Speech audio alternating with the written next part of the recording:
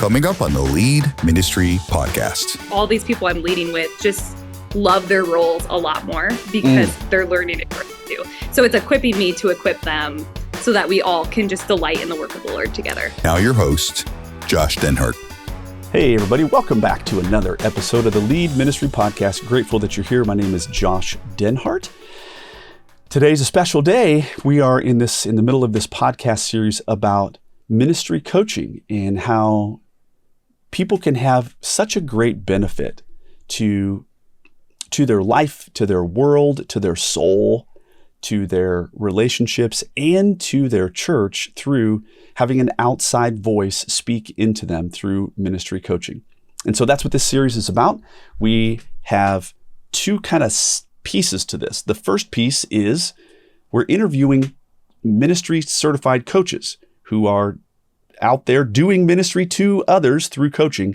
And then we have this other group of people, which is individuals who are receiving coaching. And so today is one of the receiving ones, and it's my good friend, Allison. So grateful that you're here. Thanks for joining today. Thanks for having me. You betcha. Well, tell us just a little bit about yourself as we get ready to jump in. We have kind of, in a sense, a longer history than your average normal person. And I often forget that we've actually known each other for a really long time. So kind of tell the backstory, tell a little bit about yourself, and then we'll jump in. Yeah. So our overlap started in camp ministry. I actually was recruited by somebody who was the daughter of someone that you had on your team at Valley. So Val Vance, her daughter Natalie, recruited me to work at camp. And so I spent all of my summers in college there. I was working all throughout the school year too, helping out with retreats, and then went full time with camp after graduating for a few years, helped launch a gap year program.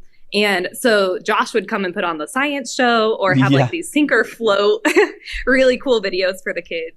So it was a lot of fun and grew a lot there and kind of interacted with you a little bit when I was helping with kids, but didn't know you well, but knew your daughter Hannah better. Okay. So I'm going to jump in now. So this was the camp that when I was first a Christian, I was a Christian for maybe 2 years.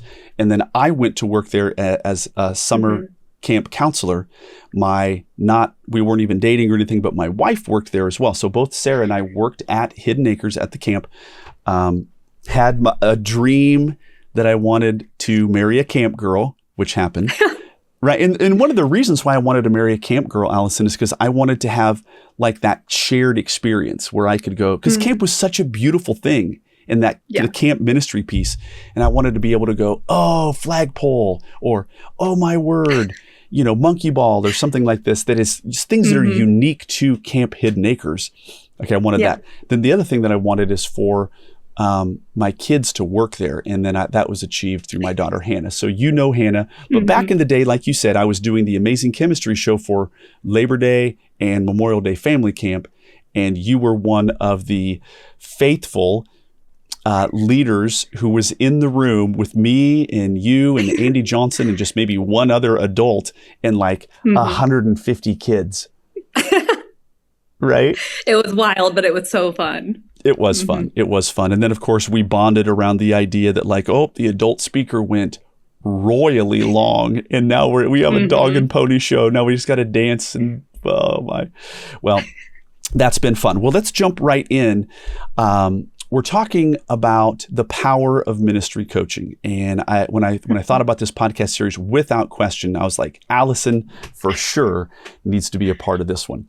And so on the podcast, we define it, we develop it, we do it, which for the record, not to hijack my own podcast here, but you've been a faithful podcast listener for a long time, but you've never watched them on YouTube. So when I pulled all of this stuff up, you were like, whoa, this is cool. Yep. So I've listened to so many episodes. But. Yeah, that's good. And now you're on it, girl. Okay, so I just want to start this off. I want to read kind of a quote, so to speak, and then have you put your spin on it or tell us what stands out most to you. So what is ministry coaching? Well, a ministry coach is a spiritual leader who provides tailored support, tailored guidance, tailored encouragement to individuals, helping them grow in their faith, in their personal development, and in their career in the church. What say you? Yeah, I think coaching is just something that is so essential if you want to be aware of your weaknesses and grow in them. For me, it's been helpful because my goal in my position is to really love those that I'm serving. And coaching has been so helpful of streamlining things to make it easier, but also thinking about how every one of your decision impacts people all the way down. So it's been super helpful because it's made my life a lot easier and just helped me work out of wisdom, but then also just has had, I don't know, such an effect where my coordinating team, all these people I'm leading with, just love their roles a lot more because they're learning to grow too. So it's equipping me to equip them so that we all can just delight in the work of the Lord together. Okay, I love what you said. Coaching is equipping you so that you can equip them. Yes. That is, we could turn the podcast off right now because that's the whole point, right? I said this on a previous podcast very recently, but 2 Timothy 2:2, the things which you've heard from me in the presence of many witnesses, impart those to others who will be able to impart them to others as well. And so that's what you're doing. And I'm very, very, very proud of you. And I would say also the coaching piece is unique, right? Because it provides tailored support. It's literally, what do you need? Not this general, listen, the lead ministry courses I think they're fantastic. I think that they're very, very, very good. I think they're very instructional, but they are a one-sided, one size fits all. That's fine. But the coaching takes on a completely different aspect because I only take 12 people a year and I get to know you. And I remember I don't know why I end up talking to you for extended periods of time when I'm in airports. Have you noticed this to be true? Oh, yeah. Yeah. And so, there are times where you and I would talk about ministry concepts or a problem that you're having or an idea that you want to run by. This isn't just like you are integrated into a bigger aspect of my life. When somebody is doing coaching with me, like they have this a little bit more unfettered access, you see? Yeah, definitely. That's been kind of cool. And so I don't know why, but you get calls, extra bonus calls with me when I'm in an airport, right? I love it. It's a blessing. That's too fun. Well, here's another quick definition that I want to have you maybe pull out what things resonate with you. So what is ministry coaching? Ministry coaching is a partnership between a coach and a ministry leader to help them identify their strengths, overcome their challenges, and achieve their goals in a faith-based context. It is a collaborative conversation that empowers individuals to live out their God-given calling and effectively serve in ministry. So what resonates with you in this quote? I think immediately the identify their strengths and overcome challenges. I think, even the way that we've been doing coaching has been so tailored around what our church is already doing and how we're moving. It's been so equipping of I'm doing things I never would have expected. Right. And I've never loved my job more because I'm learning and I'm challenged to do new things. And it's honestly changing the way that all of our church staff serve within the church and lead volunteers. So it's been super fun because, I never would have expected the role that I have, or tried for it. So you kind of cultivated that. Yeah. And we'll get into that in just a minute because what you are doing is super unique. I mean, there's like I got to be honest with you, what I'm doing with you was like the tip of the spear.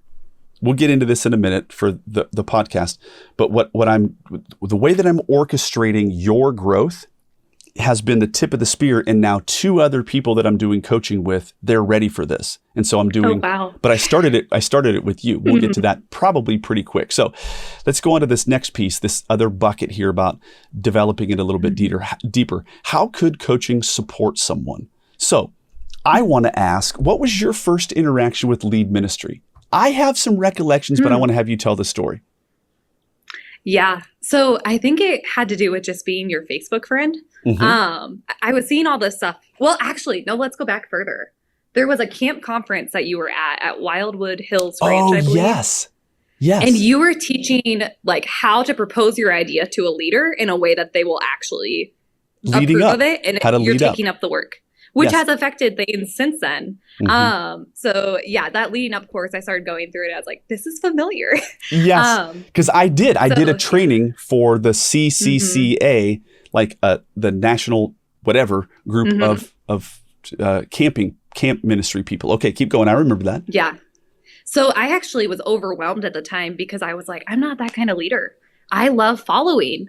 And so I never would have expected to be here now. But then oh my word, how times have changed. Oh, wow. Yeah. It's been so cool.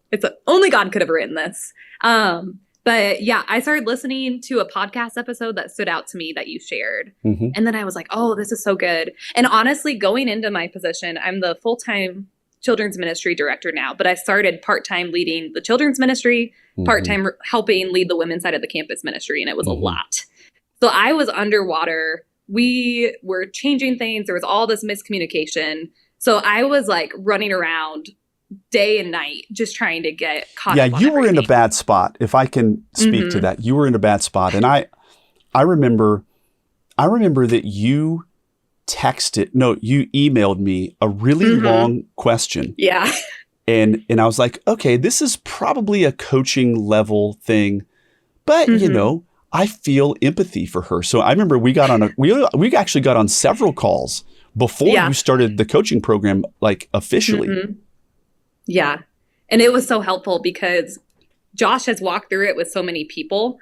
So we had some complex issues with like a leader who was used to one way of doing things. And I came in and kind of shook things up. I wasn't aware of all the history here. So just learning so much about not moving an ancient boundary zone has been super helpful. And like now things are amazing. And with that leader, we've been able to have a lot of unity. But that was so helpful, even of like it could be something as simple as productivity, but it also gets very into the personal and relational because you've kind of experienced it all. So I'll be like, oh, I have this situation. And it might be more of a counseling style situation. But then you're like, oh, here's all these things that I've seen leaders do that have caused burnout. Or here's ways that the church hasn't always handled it well in general, the Big C church. So it's been super helpful because, yeah, even before we started coaching, I think that was a huge pull for me of like, oh, you make stuff simple that is so complex and pulling me under. But. Yeah. There were things that were definitely pulling you under. I can identify with that. Okay, how long have you been a member of Lead Ministry? And then second, how long have you been a part of the coaching program? The actual Lead Ministry courses, I want to say it's probably been a little over a year. But then the coaching program has been about 4 months. Yes. And then what was interesting is that you were a part. Okay, so context, we had a couple of calls before you actually joined that you were just like, hey, I've listened to the podcast. I'm kind of freaking out. I don't know what's going on here. And then I remember taking a couple of calls with you and you were like, wow, this was really beneficial. Then you joined and then you did a lot of the courses. And I think those were beneficial for you, weren't they? Oh, yeah. It's been foundational. Yes. But then when we jumped in about 4 months ago to the coaching, it became very clear to me very early on that you had already deeply ingested the coursework, right? Like recruit, train, retain. You had already crushed all of those. And a lot of those things, you had those foundational principles. And so I was like, okay, we're going to not redo that stuff. We're going to, which is the 101, 201 stuff. I was like, okay, let's go to 401 immediately. And what I ended up doing with you is I said, okay, never done this before, but let's give you all of my national level breakout content and let me teach you how to teach this. And then let's pitch this to your senior pastor that you become now the on-site trainer of your whole church. And you were like, I don't know about that. Did that freak you out? I've never asked. Oh, yeah. Hardcore. It was like, I can't do that.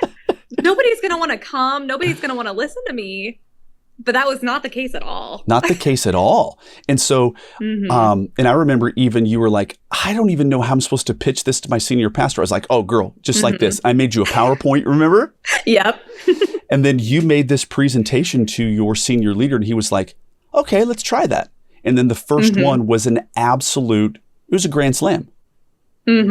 So you then, just for context for everybody else, I will go around the country and teach about all of these topics. And I just took my teaching, I taught it to you, and then said, I now give you permission to stand and deliver this kind of proprietary content with you as the owner. And it's transforming your church, isn't it? Yeah, definitely. And what's so funny is I remember when you reported back to me, you said, yeah, this first one, everybody came, but then some people left early. And then the senior pastor was like, that's never happening again. They have, right? Because remember, tell me that story.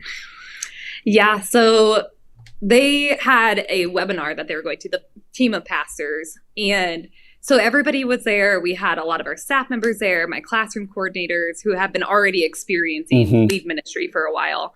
And they were sitting through it and taking notes. And then the pastors got up and left and they were like, this is so good. We want to hear more later. And then it was wild because the senior pastor emailed everybody on the initial email list, like all the staff, all the key volunteers, and said, hey, we made the wrong call. We should have just stayed. This would have been more beneficial than the webinar we were at. I want to highly encourage everybody to attend all of these from now on and to prioritize it. Which even just shows so much about the humility of my senior pastor to say that. But because okay, yes, I get that. And it does speak to his humility because there are other leaders out there, trust me, I have experienced them, who they have to be the bride at every wedding. They have to be the corpse at every funeral. And those leaders, they're like, wait a minute, I'm not letting young Allison be the ministry guru. I have to be the ministry guru. Well, that speaks to their pride. So let's give props to your senior leader for orchestrating this in such a way that he's giving you the stage and he's giving you the microphone. But it's helping him. He's learning and he's growing. So that's huge. Okay. So what drew you to get a ministry coach? What would you say about that? Yeah, I think a lot of it was, I don't know that I would have even stayed and done this job full time were it not for lead ministry. When I came in to my role, I was planning on just doing the college ministry and then was invited to do the children's ministry stuff. And I was just underwater. And then Josh's content was just so helpful that it made me grow in my love for doing it because I saw how it would bless people. And that's the most important thing for leading for me. So then it was just like, oh, why would we not go deeper? So I had been wanting to do coaching for a while, but was scared to ask because I was like, it's not my money, it's the church's money. And so I finally got to the point that like you had helped me out with a situation. And I was like, everyone is going to benefit from this. Like it's worth even more than the price of it. So yeah. Well, and you know, there in your case, which is not the case for everybody, but there was a try it before you buy it in a sense, because we had multiple hour-long coaching type calls to get you out of some tar pits and some hot water that you didn't, it wasn't because of your bad leadership. It was just a complex ministry situation. And I do believe with all my heart that I gave my best to you on those calls, and you did get out of some tar pits and the relationships weren't burned. Yeah, that was huge. Yeah. Okay. How has coaching benefited you as a person? And we've kind of talked about this, but I want to tee this particular question up and see what comes to your mind. How has coaching benefited you as a person and as a ministry leader? Ooh, yeah, this is good. So I think one thing that I did not realize with the position, we're in maybe a larger sized church, but not nearly as big as like Valley Church was. Yes. But it's a good sized church. So there were just so many people. Like we have about 150 volunteers that I'm leading. And going in, I think just learning how to intentionally love them has been really cool, because the bigger it gets, the harder it is to do that well. So just having strategies has actually deepen my relationships with people in the church. Like I'll do Friday calls where I'll pray with people, and I've had people open up about miscarriage, about depression, all kinds of stuff. So I've had people cry on the phone with me during those calls. And that's such an honor because they realize that they're not just another face or number. And people just love serving. And so it's just been a lot of fun because relationships are stronger than ever. And I am a learner. I enjoy learning and being challenged. So this is filling my cup consistently. So yeah, I just think that our church looks very different to the point that other ministries were looking like, oh, we want to work on volunteer retention. We want to do some of this stuff. Like people are really enjoying this ministry, which has just been really cool to get to invite others into the joy of it. Okay, I gotta say, what a testimony. It's so cool when I call it the quiet, and you know this, I call it the quiet progress principle. So my successes, I'm just quietly crushing things and quietly cranking out. And that was you. Your area was getting healthy, and other people were like, what is it that you're doing? How is it that you're getting these results? And you're like, oh, well, it's this and this. Or like, whoa, slow down. Let me take notes. What did you say? And it's this content that I have imparted to you. You have made success out of it. You didn't herald it and say, everybody else, you're doing it wrong. Do it this way. Yeah. You didn't do that. That's never going to work. You just quietly crushed it. And then they said, what is this that you're doing? And you said, well, it's kind of this. Tell me more. And now we've positioned you as the on-site like guru. Like normally, I'm going to be honest, I think I've told you this, but normally, Allison, like people pay me big money to come in and do that which you're doing for your church. Like it's usually me who comes in monthly and stands and teaches your whole entire staff. And I was like, wait, there's a better way. The best way is that teaching triangle, right? Where you got the triangle where all of a sudden, if you hear it, you're going to retain 10% of it. If you have a dialogue about it, you're going to remember 30% of it. But if you teach it, you're going to remember 90%. And so I thought, okay, time out. How is Allison going to grow? Because she truly does have quite a bit of mastery over this content. And I thought, okay, let's take me out. Let's put her in, right? And so then you're growing like crazy because you're having to synthesize and process this information and have it come right out of your very own mouth. So I think that is awesome. And I'm going to speak for you when I say, how has it benefited you as a person? I think that you now have the capacity to be in this for the long haul. I think when we were first connecting with one another, I was like, she's going to get chewed up. She's going to get smashed by this, the conflict that's in their church, which wasn't really even any conflict. It was just hard things to navigate. These were going to chew you up. And you were not, I'm sorry, this is not my first rodeo. I don't believe you were going to survive it. And I did feel a level of concern. And I don't have that concern any longer at all. Do you feel that you're on the brink of burnout? I honestly have been amazed because just doing a lot more of the duplicating yourself. Yes. Like the idea that success in ministry is not what happens when you're there, but what happens if you left and never came back. The more that's happening, so much is happening without me. And then even like it's been possible to hire new people. So it's like, it's a fast pace, but it's so much better because everyone else is being equipped. And I have people running and doing things where they check in with me, but I can trust them because they have the vision and the skills for it. That's outstanding. And I love that you just quoted me. Success in ministry isn't what you do. Success in ministry is what happens if you never came back. Now, you got to understand. People at my church don't stop hearing it. Yeah. They what? Sorry. People in my church hear that all the time. Okay. Because it's becoming part of our language. So this is my dream. It's happening right now. One of my dreams. I need to stop. I could cry. I literally could get emotional because this is what I've been dreaming about, is that the things that you have heard from me in the presence of many witnesses, you're teaching those to others who are going to be able to teach them to others as well. I am having an influence on your church and I've never been there. And I hope not that I don't want to be there, but I would rather not be there. I would rather you be there. Aw. Well, we can put a pin in that. Okay. Can you share a story where coaching you and I, where it really helped you navigate a complex ministry situation? Maybe pick one different than that first one that we already talked about. Yeah, so there's been multiple. There was one situation just where I was kind of stepping out as someone who had a lot of knowledge and kind of wisdom on the situation itself and how to help, but should not have been the face of it. And it was kind of burning me into the ground of compassion fatigue, but then also taking on burdens that weren't mine to carry. Yeah, I'm going to say, we don't need to get into the details, but this was one of the airport conversations. Yes. Yeah, I was supposed to be somewhere and I'm just walking around outside somebody's house because I was like, this is more important. But I was just feeling kind of stuck and overwhelmed. And one thing that has been so helpful that has changed the way that I've done ministry was you were very clear on like, some of this, even if you're the most qualified person in the room, it doesn't mean that this is actually what you're called to or in your pay grade. So just the idea of like, there's other people who are equipped, like pastors, to step in here.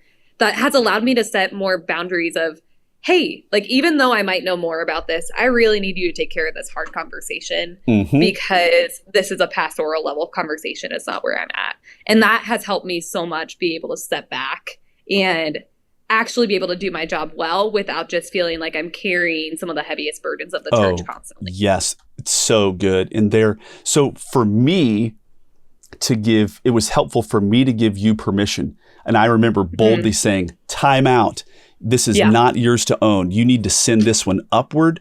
This is a layer of complexity, multiple layers of complexity. Your senior pastor, I know that he wants you to deal with this. Well, of course he wants you to deal with this because he doesn't want to deal with the complexity. This is so complex. It's like, no, bro, like this is your pay grade. And for you to go to him and say confidently and say, hey, you need to take this one. I remember that vividly. And I'm really glad that helps set boundaries because even though you had enough knowledge, it was like, this is yours, bro. And I'm really, really, really grateful about that. Okay. What course or courses have benefited you the most? We have like 12 or 13 full-length courses. Either benefited you the most or would be your cherry-picked favorites. Well, I've got to start with just the lead volunteers. That has been so foundational. It's changed the way that we do everything. Volunteers are the key people we want to pour into. That changes the relationship with the kids. We're doing discipleship. So that has been a huge one. But then also the leading meetings. I actually got in on a webinar before the course came out, so a while back, and I've been implementing it for a long time, and I have never enjoyed meetings more. It's been incredible. We're equipping all the time. Everybody loves our meetings, which I never thought could happen. It's like an oxymoron. It's like an Yeah. People now love ministry meetings. What? What is this? What is this insanity you speak of? Yeah. Even this last week, I had one where the relationship question or the relational question was, what is a song that has really impacted you? And then I create a Spotify playlist of all of our coordinators' music choices and sent it out to all of us. Oh my word. And that was a lot of fun. That is actually super cool. What a super personal thing. Make sure you text me that.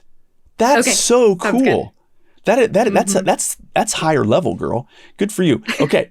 So lead meetings, and by the way, quick shameless plug, lead meetings is out, and it is like probably the thickest course. Maybe lead volunteers has more, but lead meetings is a thick and stacked course in terms of downloadable, done for you content. Okay. Yes. What is something unique that has stuck out to you from our times of coaching? This could be a weird phrase or an oddity, something unique where you're like, this was because whenever I ask this question, it's usually not what I expect. But no pressure. That's a good question. No pressure. I think even just one thing that was interesting is I feel like you would let me in to see how it's not about doing everything perfectly, but it's about doing things consistently. And kind of like in family discipleship. Doing things what? Say that again. It isn't about doing things perfectly. It's about doing what? Doing things consistently. Got it. So like building these rhythms of even like one of the pictures from lead meetings is you have like the stake of the prepare section of this is the equipping time and cutting it up into small pieces. And it aligns so much with the idea of family discipleship of its little moments over time instead of one big thing. That is just paired so well. So it feels like it's connecting theology pieces where it's like, it's almost like God intended things to happen in rhythms. So it's been super fun. Yes, that's good. I appreciate that. Yes. And so for people who don't know or have not been a part of the lead meetings framework, we have 4 big sections of meetings. It's plug and play, but it's also extremely personal, just like we talked about with the Spotify playlist. It allows for such personal content. But then the prepare section is where we're doing deeper training. And I encourage people, less is more, small chunks of meat, and then you're giving a protein source for time over time over time. Okay. Our big last bucket for the day is, why should others consider getting a coach? My question to you is, what would you say to someone who is on the fence about having a ministry coach? I have been there because it was like, okay, this is a lot more money than maybe would go to other things, but it has made such a big impression that it's like, why would you not have a ministry coach? Because you have someone who's able to look at your strengths and your weaknesses and help you to utilize those, almost like in a discipleship relationship that's very intentional. But the content is such high quality too, that it's nice because I don't have to like create the wheel again. It's already there. And it's blessing myself and so many others. So I highly recommend it, because even just the amount of times I've been in a situation that just feels overwhelming, and then I just am told like, hey, here's some steps. Like even just we're leading a big ministry change on June 1st. And I was feeling overwhelmed. And Josh gave me this document that was like, here are things to consider when leading through change. And it's like, because I am not geared as someone who likes bringing about big changes. But then it was just like, this helps me actually piece it out more and think about how to consider everything and make it more bite-sized. Okay, yes. And then I'm going to close with this. Interestingly enough, at some point in the future, Lord willing, there will be a course called Lead Conflict, right? And it's going to, but like, that's you got the insider version, right? Like that nobody has ever seen before. But what I want to make sure that other people hear is, I had an agenda for our particular call. I think it was our last call that we had, right?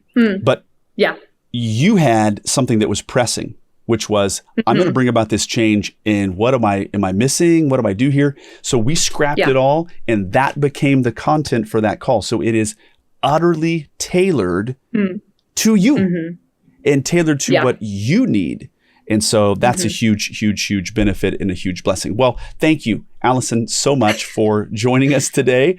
And also tell your counterpart that your voice is going to be on the podcast, and she's probably going to spaz out. Am I right? She already did. She did. She was like, what? She's great.